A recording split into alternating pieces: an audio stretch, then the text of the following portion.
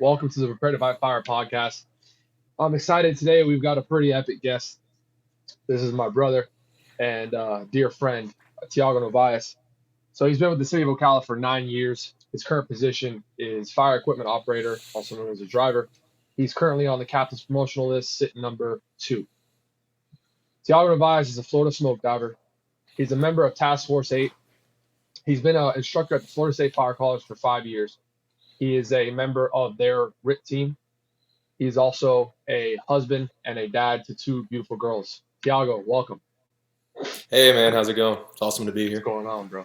Thank you for coming on, and it's pretty cool. Like we were just talking, you're one of my first guests. That's my friend and a true brother and a part of my family. So this will be cool. We'll dive into conversations that we usually don't talk about, and we'll go from there. So let's talk about it. What's been going on recently? You just took the captain's test. Let's talk about that. How fast your career's gone by to here soon going to be the company officer at a station and in charge of a crew.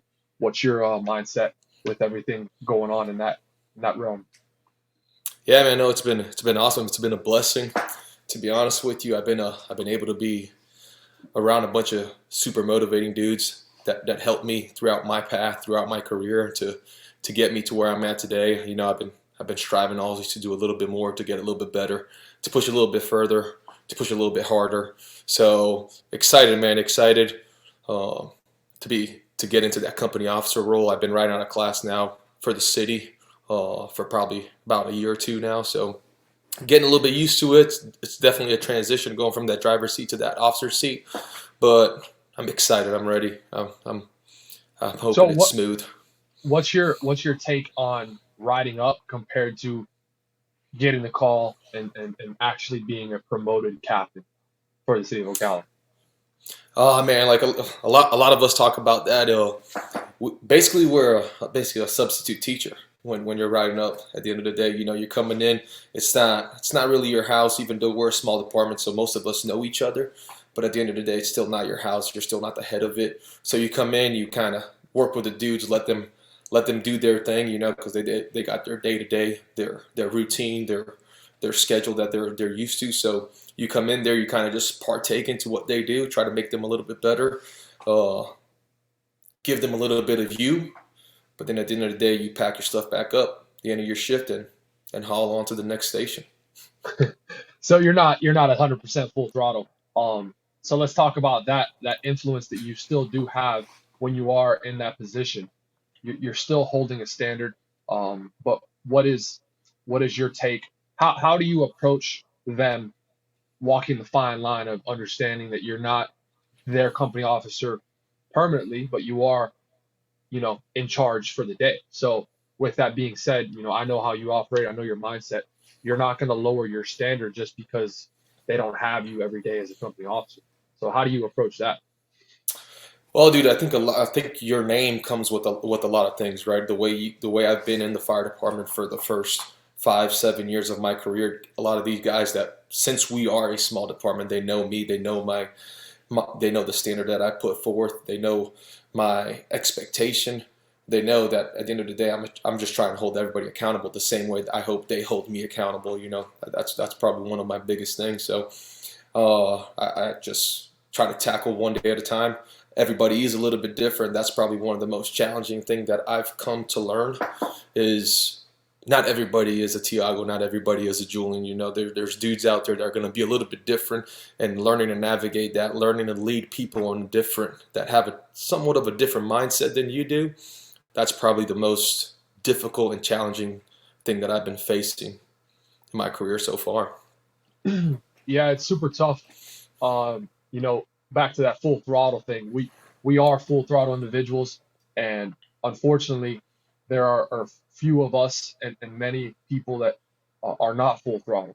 And Hmm. your Hmm. ability to tone down yourself to make them better, to make them more receptive to your message, to get them to comply with the mission is a challenge. It's very hard. And obviously I'm a firefighter, and on my level of motivating, inspiring other firefighters, it's the same thing. It's understanding that they're not going to do 1,000 burpees for time, but maybe they'll do 50 burpees for time. Mhm. Mhm. Or maybe instead of them being negative the entire shift, you can change their perspective to the positives, right? And I think you're really, really good at that. But let's talk about Mhm. the beginning of your career. It's funny because when I first met you, it was at a ride along at the slowest station in Ocala at the time, Yep. at Station 2. And I specifically remember the crew, and you were the only one that trained that shift.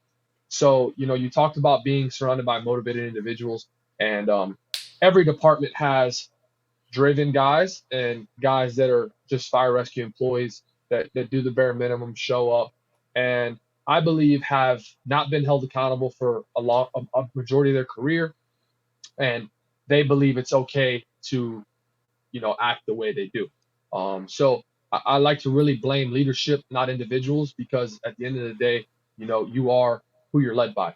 And if we talked about the accountability earlier, if you're not held accountable, then you can't expect employees to perform or act a certain way, Mhm. especially like Mhm. you talked about going a whole career and then one day saying, oh, well, you've never operated at this level, or you've never given us the effort that we need at this level.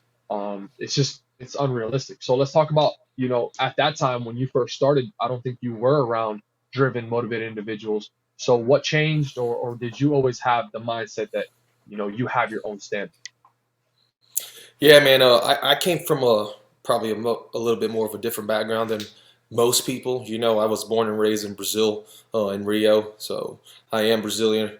I moved up here to the U.S. probably at around the age of 14, 15, where it was just a big, big difference for me. Like I come from a third world country, arriving here in the U.S. I still remember till this day when I got picked up at the airport, coming down I-95 in Miami and just looking up and being like, oh wow, just like the movies.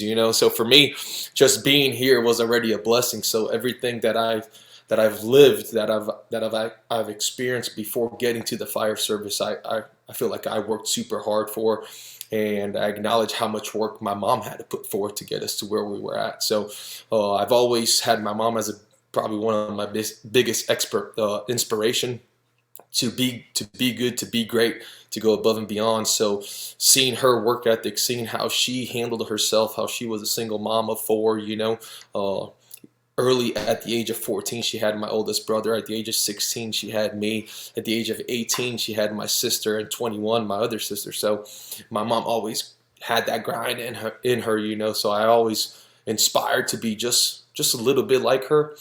And joining the fire service, I've always known what type of firefighter I wanted to be. It wasn't easy for me to get my EMT certification. It wasn't easy for me to get my fire certification. So for me, I always enjoyed and loved the grind. I loved the process. And even if they put me wherever they wanted to put me, they couldn't take two things away from me, which it was my drive and my passion for the job. Like the love I have for the craft is just something that no matter what you do to me, you can't take that away. So as a probationary firefighter, I always understood that everybody is looking at me. They're going to remember my name, and from here on out, I'm gonna set the tone to whenever they speak my name, they're gonna speak of a dude that held himself to a higher standard, not only wherever he was at, but to those around him. So that was always my motivation. And I think I was a probie when you rode. You did that right along, wasn't Yeah. I? Yeah, Yeah, you yeah, were new. yeah. So. Awesome, bro. So it's one of those things. I think the individual who worked harder than the other individual shows in their career path, right? I Hmm. think people do have different paths coming into this. I think some people struggle less than others, and I think some people, like you said, have the passion and the drive to not let anything detour them from where they want to end up, and Hmm. ultimately that's a successful and a unique career that leaves an impact and leaves the fire service better than they found it. So let's talk about that. When you got here, obviously you were super subtle about it. You didn't know English. You only spoke Portuguese, right? And Yep. obviously you had to learn English. Then you had to go to EMT school and learn basically the fucking science of the body and everything like that, and understand the difference between the two languages. So that had to be super super difficult. You all were also from South Florida, and you made your way up to Ocala. And for anybody listening, I know everybody wants to work for the big time departments. So let's talk about that. Let's talk about how how long did it take you to get hired when you got through school, and why you chose to go up to Ocala. So that's pretty straightforward. I got done with fire school back in 2010, 2011. I tried to get hired anywhere and everywhere in South Florida that would hire me, but at the time I was a firefighter EMT, and South Florida just wasn't hiring. And especially if you weren't a medic, they wouldn't even look at you. If you didn't know someone that was in there, or if you weren't a paramedic, they wouldn't really even trying anything. So after 2 years of trying to get hired in South Florida, I know at the 3 year mark I would have to basically get my cert recertified for fire school. So I was like, I'll basically go anywhere that would hire me, where I could live like on my own. I could make enough money to where I could live. I could have an apartment if I had to have roommates or whatnot, but that I could basically sustain myself. So that's when I started to look a little bit more up north, open that search, and start applying basically anywhere and everywhere in Florida. That was my goal. How many departments did you go through before you got hired with Ocala?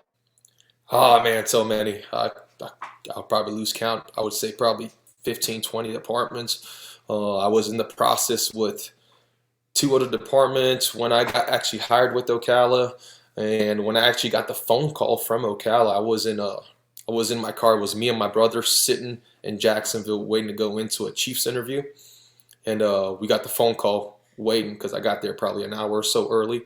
And Ocala called me, offering me the job. Obviously, I accepted it. Look at my brother. My brother's like, "Okay, so does this mean we're leaving?" I was like, "Absolutely not. We're suited up. We're going in, baby." So That's I did my awesome. interview with Jacksonville, and then we drove back home, and that basically that's all she wrote. What did you ever hear back from Jacksonville? I never knew that. Yeah, I did hear back from Jacksonville. They tried to get me in to do to start the next class, but I was already like 3 or 4 months deep in Ocala, and I was like, "Nah, I'm good." Cool. So we go from there. Um, we fast forward. We get hired. We meet, and we get really really close. And during medic school, we were fortunate enough to have two guys that started medic school with us. That when you start medic school or EMT school, it's the weird moment where everybody raises their hand Hmm. and they say who they are. And we had Brandon and Dustin stand up and just say, they're Florida smoke divers. They didn't tell us their name, and me, you, and Evan looked at each other like, who are these guys, right? And Hmm. all they did was speak about this class, and I really didn't know much about it. I knew obviously that it was a hard program and that it was elite, but that was about it. I didn't know much else about it. How much did you know about the program?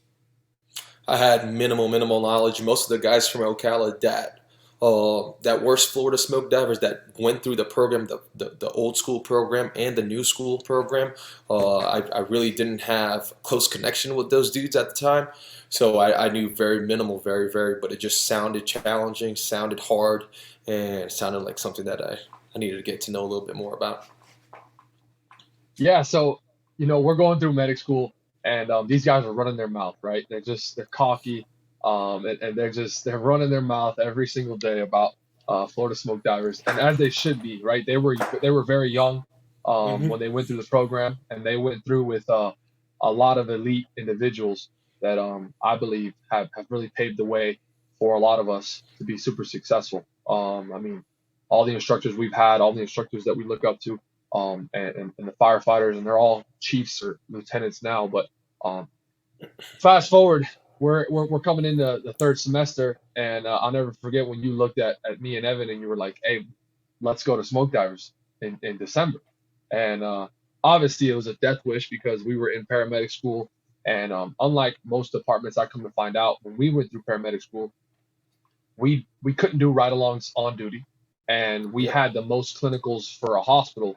I mean, it might as well we're going to be doctors. It was what it felt like. It was treacherous.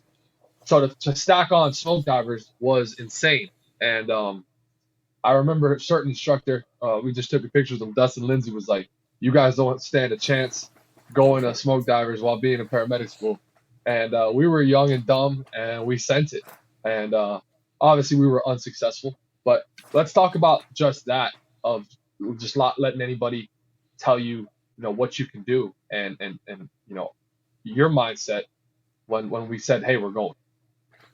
Yeah, no, it just sounded hard, right? It sounded hard. It sounded in a weird way. It sounded like fun. It sounded like pain. So I think it's something that three guys that were in paramedic school really just not with the right mindset, not in the right stage of their life, probably to tackle something that challenging. But at the same time, we were like, man, we're young, we're dumb, a little bit of cockiness, let's give it a shot. Let's see what we got. These guys don't know us, and they don't know us, and we don't know them. We don't know the program, so don't tell me what I can or can't do. Even though at the end of the day, he was right. he uh, was he was very right. I, But I think I, us showing up and towing the line. I mean, we towed the line with Basil, with Matt McGee, and we, mhm, at least for me, man, when we towed that line that morning, I looked around and I'm like, these are fucking these are like senior firefighters. Like these mhm, guys, there was really no rookie, and for me at least, I felt like a rookie in the group of people that were there. mhm. And I felt very young in that environment. Um, Yep.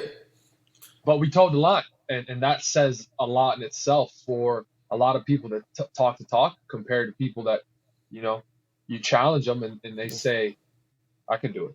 You know, And it's a learning experience, it's a humble experience to go over there, to show up, to think you trained hard, to think you did all this work prior to getting into this class that everybody's been hyping up to, within 3 4 minutes having to be back in your room, packing your stuff up, and heading back to wherever you needed to go.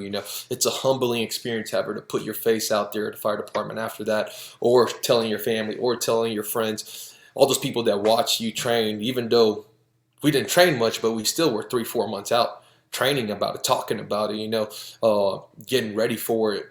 So it's a humbling and a learning experience for you to go through that, show up, and then afterwards deal with the consequences, and not just shy away from, I'm not doing it again. No, no, no, I'm coming back. I think all of us, once we left that day, we were like, all right, it wasn't this time, but I'll be back. right? Yeah, no, it was one of those things. We were ill prepared, and like most people, underestimate, you know, what it takes. It's very easy, when you're surrounded by driven, motivated guys to say, yeah, I'm gonna do it. But the hard part is not even the class; it's training. Hmm. It's actually committing to the process. And I looked at it like every person that has gone through the program that has struggled and has not succeeded only becomes so much of a better firefighter. Yep. Like it's crazy because throughout the process we're like, man, we failed. We got to come back. It's a whole ordeal. You got to go up there. You got to take all your stuff. You obviously have to pause your life, and that has to be your sole commitment to then not be successful. It's a hit. It's a hit. So let's fast forward. How many times did you go through the program? So I attempted again a year or two after that. I attempted it my second time. I made it in the class, right? Because the first time we didn't really even make it in the class by failing that PT entry test. So second time I made it in the class, had some good dudes training with me. Most of us made it in the class. Some of us didn't really make it. Also learned through the PT entry test. But I spent 3 days in the class, a class of 6 days total. The third day, I fail out. I kind of we had an evolution where we had to do the stair climb, and my body couldn't handle it, and I kind of passed out throughout the evolution. Basically, went in the black, got pulled, got dumped into an ice bath, and that's when I woke up. So I can tell you more from the moment I woke up rather than from the moment I passed out. So what I mean, and I feel for that class you were ready. I remember that was the year I got into a car accident, messed my neck up, and you guys were calling me soft, but I couldn't turn left or right. So I didn't show up. So you showed up and you trained hard for that Yeah, class. yeah. And to be unsuccessful, well, where was your head at? I remember we went shooting a day later. We went to a shooting range and we all went shooting. And you were in a good place.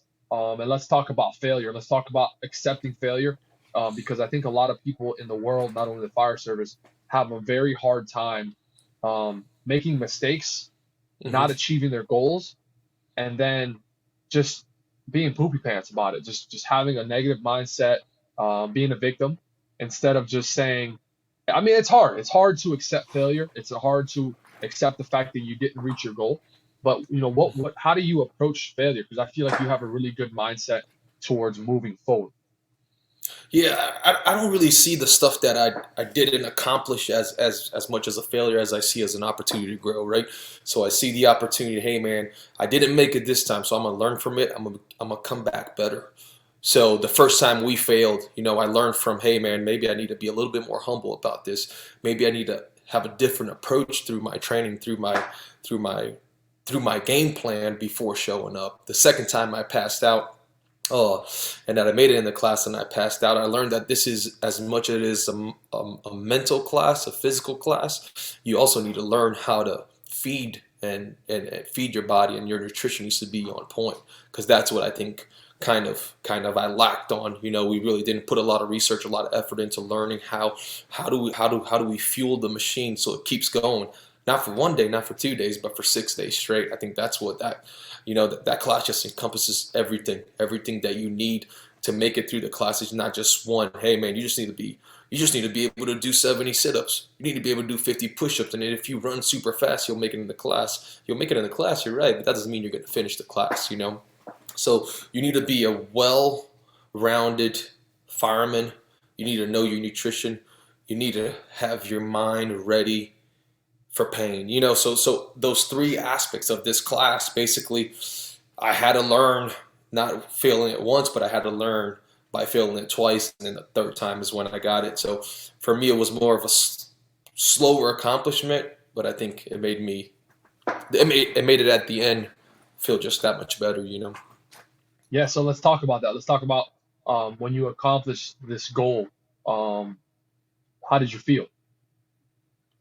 Man, so the last day, basically the last face, the last instructor face that I remember before going in there and finding my chip is actually it's kind of beautiful, because it was the same instructor that on year one at Penn Paramedic School told us, "Hey, you guys don't know what you're getting yourselves into." He was the one that walked me to search for my chip, in a way. So he is the one that was the last instructor's face that I remember seeing before going in that burn building. So for me, it was just emotional, dude. It was a sense of accomplishment, a sense of, at the end of the day, you're putting your family through a lot. And at that time, I had a newborn. That was my first baby girl. Sophia was born. She was still very young, but she was out there. I didn't know they were there that last day to see me walk out. So when I did find my chip, when I did get my chip, when I finished the class and I finally realized it was over, probably took me a week or so to realize it was over, after training for 3-4 years straight. That level of training, it was awesome, dude. It was something I'll never forget. So let's talk about how do you apply the lessons and the training from this program to your career and to your life? How does Thiago go back to work and understand that obviously you're at a different level mentally.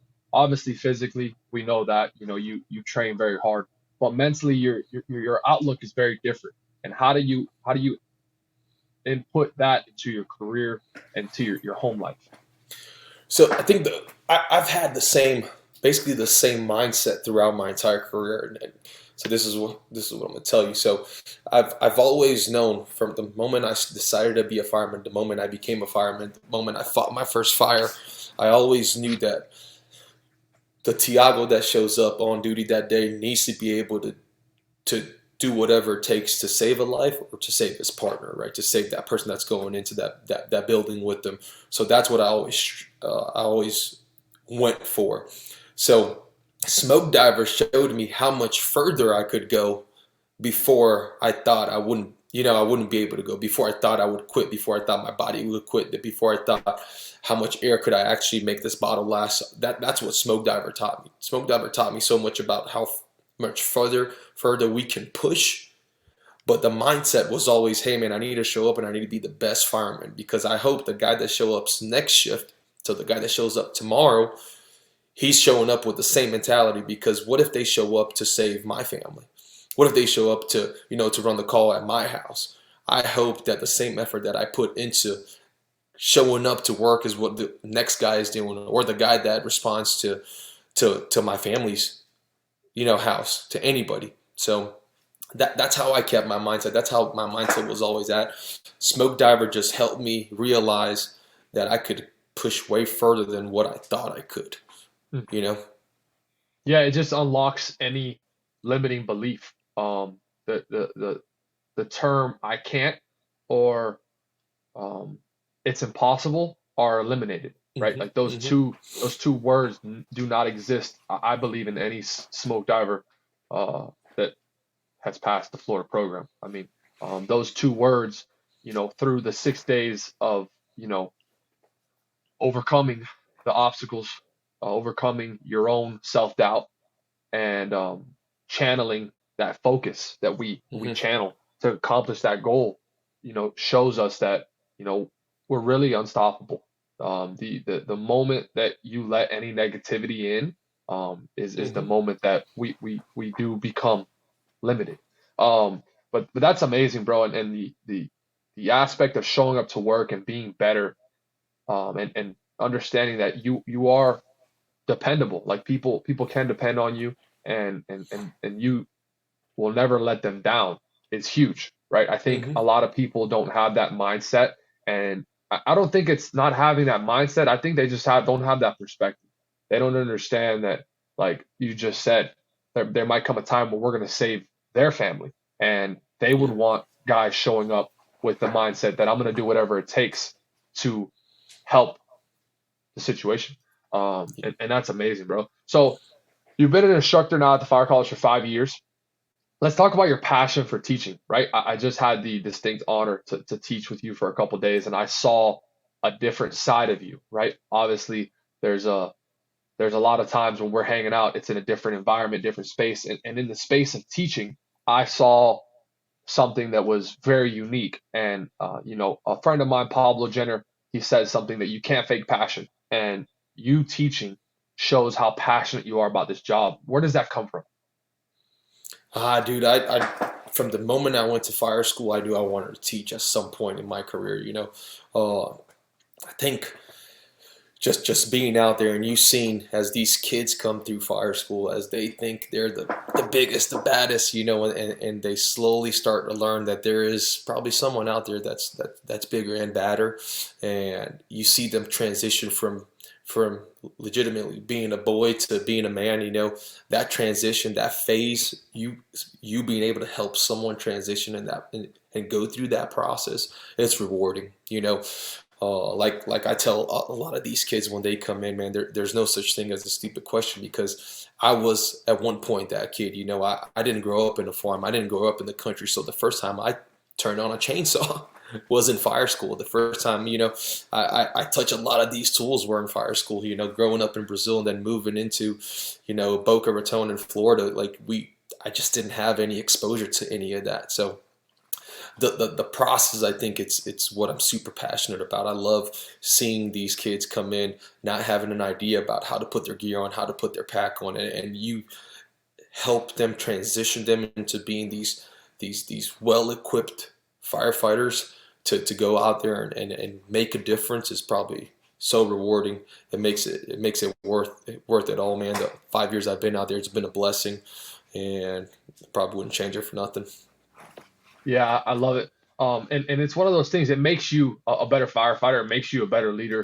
It improves your ability to communicate, right? It improves your Hmm. ability to reach different individuals with different mindsets and different upbringings. Because you just said, like, some people are coming from a farm background, some people are coming from a construction background, some people are coming from, just a big city. They don't know anything about anything, right? And they're getting into Hmm. something where problem solving is key, and your ability to adapt and overcome is very, very, very important.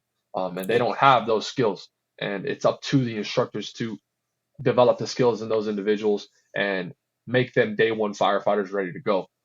So let's absolutely. talk about your standard for these individuals, right? It's still a high standard because, like we just talked about, there's going to come a time where these guys could work under you in the next few weeks. So how do you maintain that standard no matter, no matter what? Like what is your thought process on that? Man, for me, the standard, right? That's a great word. I love that word. That's something that I think some of the fire service is lacking a little bit. We've just because of a generational shift that we have in the fire service and just in the world in general. The standard for me, the standard is: do you have what it takes to get the job done? You know what I'm Mm, saying? When I'm teaching these kids, do am I teaching them enough to so they can reach that standard by the end of this fire school? So when they get out there, whatever you're throwing at them, they might open their eyes and look around and see, oh boy, but they're not going to shake. They're going to be able to push forward and get the job done, you know? I think a lot of people look at the fire service nowadays as, oh my goodness, the first thing that someone will say, man, look, their schedule is awesome, right? I want to go be a firefighter because the schedule is awesome. I want to be a firefighter because they get to sit and hang out like a frat house for 24 hours and they go home and spend 2 days off. Well, there's a reason why the schedule is the way it is. There's a reason why you get to do those things because when those tones go off, the expectation mm. is for you to meet the standard and get the job done. And I think that's what a lot of people are lacking. And I think in every department, you'll see the standard being dropped and it being allowed. And slowly we're shifting into where there is a new uprising of a standard that should have never been allowed to be gotten to that point, you know? So Yeah, for me, accepted. yeah, for me, I just feel like what I expect from myself and what I expect someone to be able to do to sit in a fire truck, to be able to put their gear on, to be able to use the same uniform that I use, they need to be able to get the job done.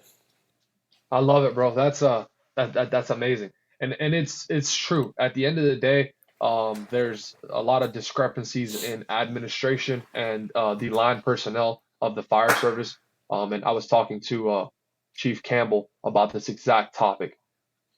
At the end of the day, if you're trapped in a vehicle or your house is on fire, there's a simple question of, do you want individuals to show up, men or women, with the mindset that I'm going to do whatever it takes to help this situation? Or do you want individuals to show up and have the mindset of, well, before I make a decision here, I could get really hurt, right? Hmm. And the safety of our own well-being is now clouding the judgment of what's right and what's wrong, right? And Yep. that should never be allowed, right? We just, like you just said, the standard, getting the Yep. job done, right? We took an oath that if we get burned, if we get hurt, that is a part of the job. And Yep. the mindset of accomplishing the goal until the job is done is the only standard that we should ever have. Obviously, Yep. you don't want to be negligent and put yourself in a situation where the risk is higher than a reward. But we're also not God, right? It's our job to do everything we can to give people hope, to give people just a little ounce of fucking a chance of their situation being better than it is when we get to them. Absolutely. And bro, I love that. And I know you'll never change who you are, and I don't think any of us should. The Hmm. individuals that are pushing the mindset of doing the right thing and getting the job done should never change. So thank you for that, bro. So one last thing before we finish this up, I want to talk to you about being a dad and how that's transitioned your priorities, that's changed your mindset from when we were just young, running the streets and having a good old time. How do you said something the other day, I can't wait to see you change when you have kids and your focus will be different. So how has your focus changed with kids? Dude, it'll change the world, you know, and everybody says this, you know, you're different once you become a parent, once you become a dad, but there's just something magical about it, dude. Like it's borderline hard to explain, but having someone that depends 100% on you, that is looking at you and sees you as this superhero, just changes how you just look at life, you know? So for me, being a dad, I've always wanted to be a dad. I've always wanted to be a husband. I've always wanted to have a family. So to hit those goals and those accomplishments with Samantha, with my wife, it's just been so rewarding. Watching my kids grow, watching my 8 month old now try to crawl, watching my 3 year old just going crazy all over the place is just it's beautiful. And it changes you as a person, it changes you as a leader, it changes you as a firefighter. You know, running calls, it's different now. You know, going to work is different now. So for me, being a dad, dude, it's crazy to say it, but it bumped up to like the top one priority. That's my number one priority, is to be the best version of myself that I can be for them, to them, and and yeah, man, I can't wait to see you be a dad. Why do you you're being vague, and I don't think you're doing it on purpose. Why do you think it's different? What's different about it? Like, what do you mean different about than being a fireman? No, no, like you say, like your mindset perspective is different now that you are a dad. When you run calls, your mindset's a little different. When you go to work, your mindset's a little different. Is it different because you have people that depend on you? More people, Well, obviously. you can relate more. You can relate. You can, like, when you're single, when you're out there being a dumb 21-year-old, 22-year-old, there's very few things you can relate to, So when you start growing and when you start maturing up a little bit, when you get married, when you get a wife, and now it's the two of you against the world, when you get a family, now it's not only the two of you, but now we need to provide, we need to help these little tiny humans be successful. It just changes your perspective in life, Uh, for me, I was, man, firefighters. My number one priority is everything I want to do, and then you get married, and then you slowly realize that, hey, being a good fireman is as important as being a good husband. It is, you know, being a good husband should be as high as a priority for you as it is to being a good firefighter. Because if you're putting 100% of your time into being a good fireman, and then you put no time into your wife, no time at home, something ain't gonna work too good for you. So Right. the moment you start putting in now kids, man, kids take more than just 100% of your time. They take 150, and then you got to figure out the other percentages as they come. So for Right. me, it changed my perspective. And it's just the weird stuff, dude. Like, you watch the same movie you watched when you were 22, you didn't have a wife and kids, and now you watch that same movie that has a little girl in it, and something's going bad with that little girl, just touches you a little bit different. Yeah, 100%. I have no idea because I'm not a father, obviously, but I do want to be a dad, and I've told you this before. I admire you, bro. I admire your passion. I admire your effort, and I admire your mindset because it's fucking hard, right? It's hard. Life's tough, and then now you have two little humans on top of a Hmm. wife, and it just gets harder. But you know that the mindset we have, we love hard, we love a challenge, and for that, it makes us alive. It makes us who we're supposed to be. Yeah, So man. what would you tell the day one firefighter showing up in this weird era that we're in with the fire service, that doesn't end up under a guy like you? Obviously he gets taught by you in fire school. You might run PT or whatever for the academy or for the department, but then he goes out to the fleet and he gets under a different individual's leadership and mindset that's not aligned with getting the job done and doing the right thing. What would you tell that firefighter? Well, I would say the biggest thing that I probably would say is, when you wake up, when you go on duty, would you want you saving you? Right? That's as I easy love as it. you can, as easy as you can make it. Would you want you saving you? So I held a lot. I held myself accountable to that a lot. So when I was on a rescue with another dude, and here in Ocala, our rescue, our non-transports, and we go in and we do primary search. We're in charge of that primary search. I always look to the person to my right or to my left that was on that truck with me, and I always size them. And hey, you probably weigh what, 250, 300 pounds in gear. I can save you. So for me, that was always my approach. My approach is, doesn't matter where you put me, doesn't matter where you get placed. You're constantly being tested. So just make sure you pass that test every day you show Mm, up to work. Hold yourself to the standard. You can lead from anywhere you are in the fire service as a probationary firefighter, as a rookie, as a firefighter in general. You can be that leader. You can change people from the bottom up. Uh, but hold yourself accountable so then in the future you can hold other people accountable. So I don't think I would ever question myself that one day I showed up to work and I just didn't want to do the job. I just didn't.